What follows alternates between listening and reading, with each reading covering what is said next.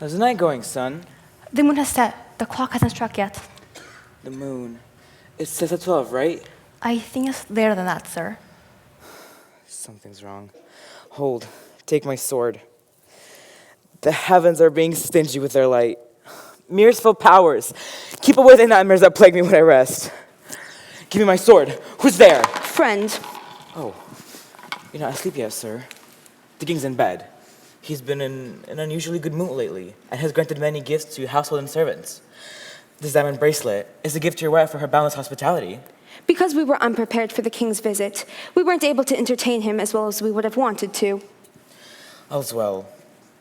Last night, I dreamt of the three witches. They have shown some truth to you. I think not of them, but we could talk more if you would grant the time. At your kindest leisure. If you stick with me, when the time comes, there will be something in it for you. I'll do whatever you say, sir. As long as I can do it with clear conscience. Rest easy in the meantime. You do the same. Go and tell your mistress to strike the bell when my drink is ready. Get yourself to bed.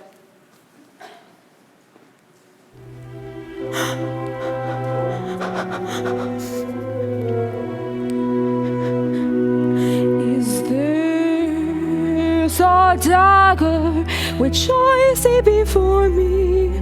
The handle to ward my hand. Come, let me clutch thee.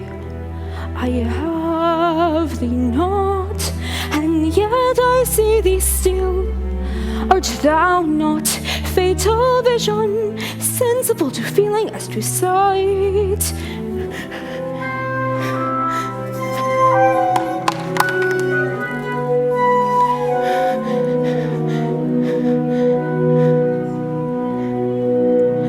Or art thou but a dagger of the mind, a false creation proceeding from the heat-oppressed brain? I see thee yet in form as palpable as this which I now draw.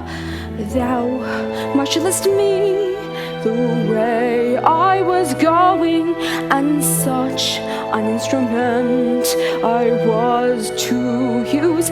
Mine eyes are made the fools of all the other senses, or else worth all the rest.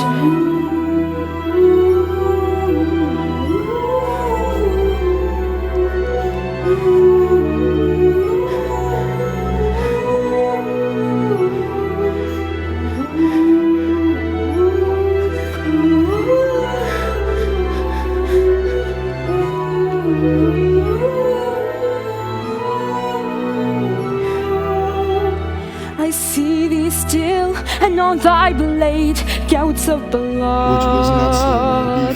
There's no such thing, it's the bloody business. Now o'er the one half world, nature seems dead, and the wicked dreams abuse the good in sleep. It was not so day before. It was not so day before. This a dagger which I see before me. Thou sure and firm set to earth, hear not my steps which way they walk. Whilst they threat, he lives. Words to the heat of deeds, too cold breath gives. I'm going now. The murder is as good as done. The bell is telling me to do it. Hear it not, Duncan, for it is a knell that summons thee to heaven or to hell.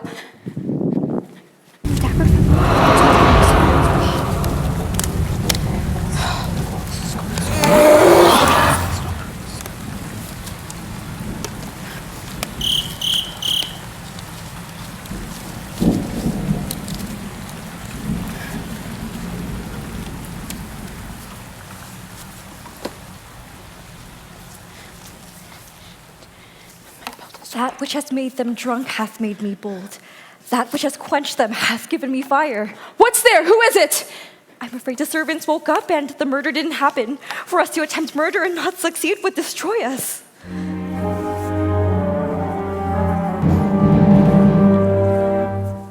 I put the servants' daggers where Macbeth would find them. If seeing Duncan sleeping hadn't reminded me of my father, I would have killed him myself. My husband! I have done the deed. Did you hear a noise? I heard the owl scream and the crickets cry. This is a sorry sight. That's a foolish thought. I thought I heard a voice cry, "Sleep no more! Macbeth is murdering sleep!" The voice kept crying, "Sleep no more!" to everyone in the house. Macbeth is murdering sleep, and therefore Macbeth shall sleep no more.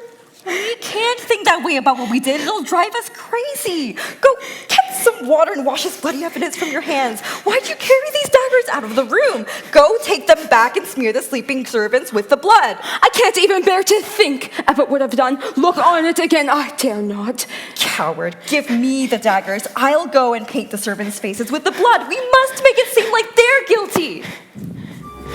Where's that knocking coming from? Whose hands are these? Will all great Neptune's oceans wash this blood clean from my hands? No, my bloody hand would rather turn the green seas red.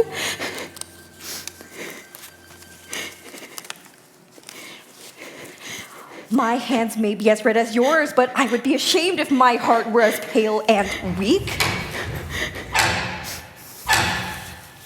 I hear knocking at the south entry. Let's head back to our bedroom. A little water clears us of this deed. Rather than to think of my crime, I'd prefer to be completely unconscious. Wake, Duncan, with your knocking! I would if I could.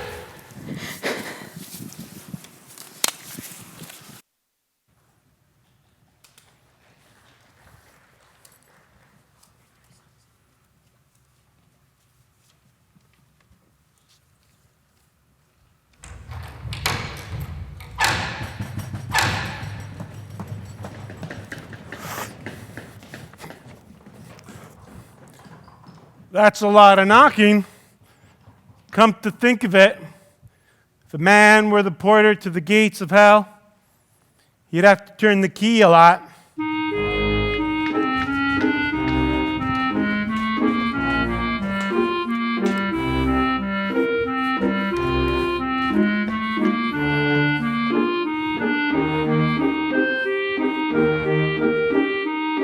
Who's there in the name of the devil?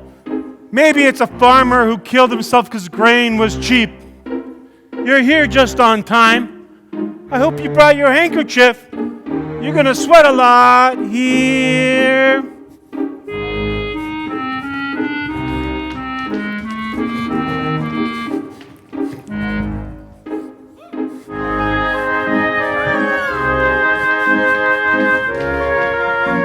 Knock, knock.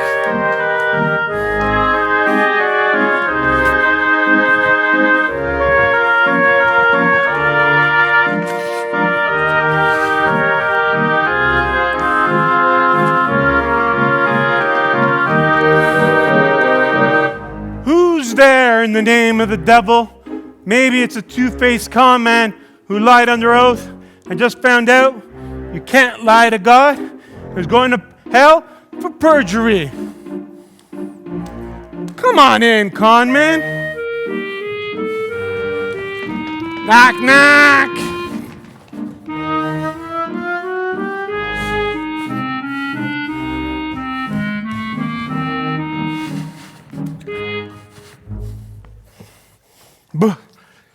This place is too cold to be hell. I won't pretend to be the devil's porter anymore. I'm coming!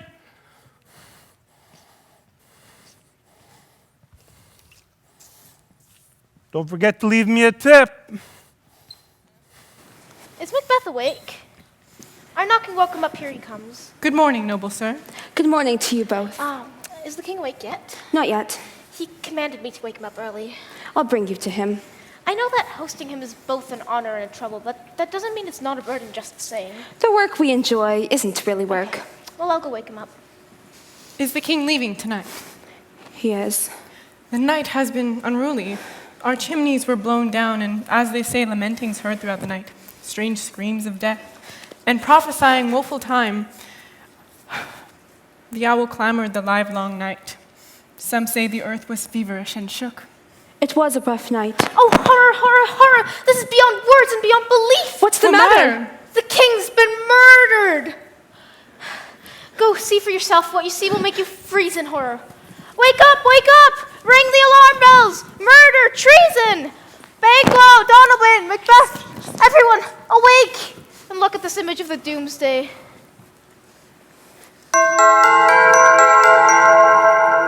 What's going on? What's this terrifying sound calling everyone who is sleeping in the house? Banquo, the king's been murdered! How horrible! In our own house? It will be a terrible event no matter where it happened. Dear Macbeth, I beg you, tell me you were lying and say it isn't so. Had I died an hour before this chance, I had lived a blessed time, for from this instant there is nothing serious in mortality. What's wrong? Your royal father has been murdered. Who did it? It seems as though the guards who were supposed to be protecting his chambers did it. Their hands and faces covered in blood, and so were their daggers, which we found on their pillows, unwiped. And yet I still regret the anger that drove me to kill them. What did you do that for? The violent rage inspired by my love for Duncan caused me to act before I could think rationally. Right next to him, I saw those murderers, dripping in blood, their daggers covered in gore. Who could have restrained themselves? Why are we keeping quiet? The two of us have the most to say in this matter. What are we going to say? Danger may be waiting to strike at us from anywhere.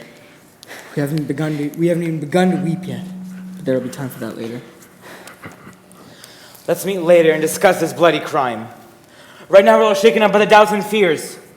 I plan to fight against the mystery plot that caused this treasonous murder. So will I. We all will! What are we going to do? Let's not stay here with him. It's easy for a liar to pretend to feel sorrow when he actually feels none. I'm going to England. I'll go to Ireland. We'll both be safer going separate ways. But remember, there are hidden daggers behind the smiles of men. Our closest relatives are the ones most likely to betray us. With that in mind, let's get on our horses. We better not spend the time to say polite goodbyes. We should escape quickly. There's good reason to flee when there's no mercy to be found.